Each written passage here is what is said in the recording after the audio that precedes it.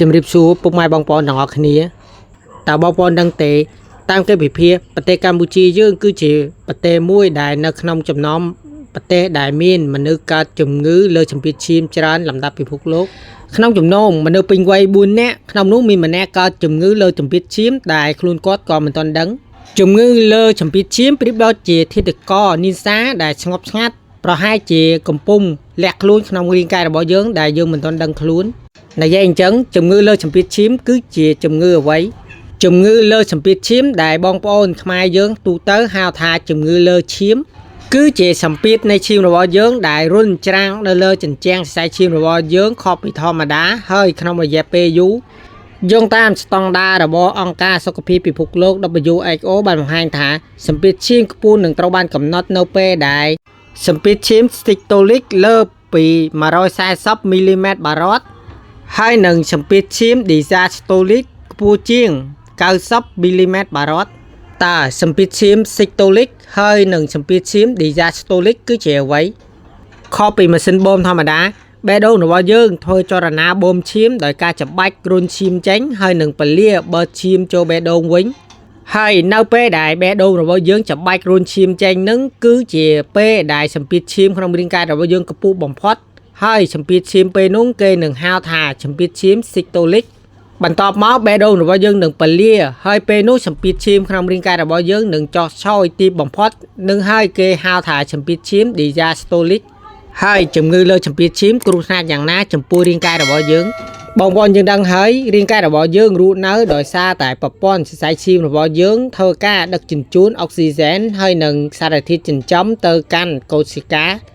ហើយប្រព័ន្ធសរសៃឈាមនោះប្រៀបដូចជាប្រព័ន្ធតយោទឹកមួយយ៉ាងវែងហើយក្នុងនោះបេះដូងប្រៀបដូចជាម៉ាស៊ីនបូមទឹក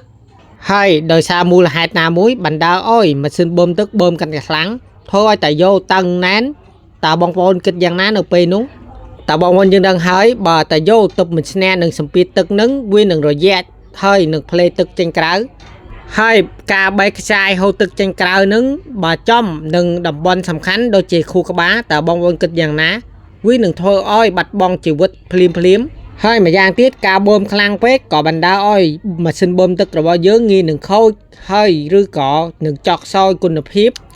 នេះក៏ជាមូលហេតុដែលបណ្ដាលឲ្យអ្នកលើសម្ពាធឈាមកើតនឹងជំងឺខ្សោយបេះដូងហើយមូលហេតុណាបណ្ដាលឲ្យលើសម្ពាធឈាមភាគច្រើនមនុស្សកើតនឹងជំងឺលើសម្ពាធឈាមក៏មិនដឹងមូលហេតុច្បាស់លាស់ក៏ប៉ុន្តែនៅប្រទេសកម្ពុជាយើងទម្លាប់ញ៉ាំប្រៃញ៉ាំសាច់ក្រហមញ៉ាំគ្រឿងដែលមានខ្លាញ់ច្រើនហើយនឹងពិសាគ្រឿងស្រវឹងជាប្រចាំដែលកំពុងធ្វើឲ្យយើងប្រឈមមុខនឹងជំងឺកាចសាហាវមួយនេះយោងតាមការស្រាវជ្រាវរបស់ក្រសួងសុខាភិបាលកម្ពុជាឆ្នាំ2024បានបញ្យល់ឲ្យដឹងថា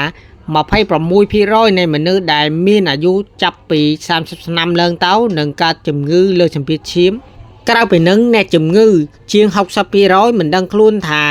មានជំងឺនេះទេរហូតទៅដល់ដាច់សរសៃឈាមខួរក្បាលឬក៏ខ្សោយបេះដូងទប់ដឹង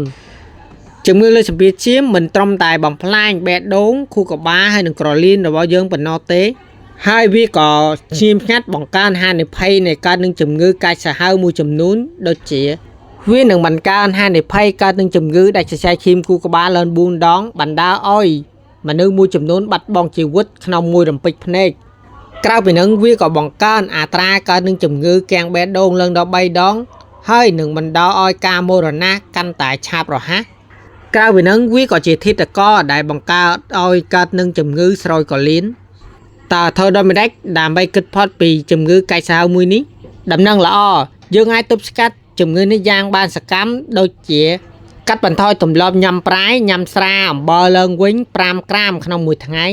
បង្កើនការញ៉ាំបន្លែឬនឹងផ្លែឈើបៃតងច្រើនជាងធម្មតាកាត់បន្ថយពិសាគ្រឿងស្រវឹងហើយនឹងធ្វើលំហាត់ប្រាណយ៉ាងហោចណាស់30នាទីជារៀងរាល់ថ្ងៃជាពិសេសព្យាយាមពិនិត្យជំងឺក៏ដូចជាសម្ពាធឈាមជាទៀងទាត់ហើយស្ដាប់ការណែនាំរបស់បច្ចេកបណ្ឌិត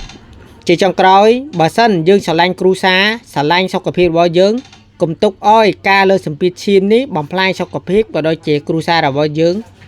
តើបងប្អូនយល់យ៉ាងណាចំពោះជំងឺលើសម្ពាធឈាមទុកខមមិនខាងក្រោមណា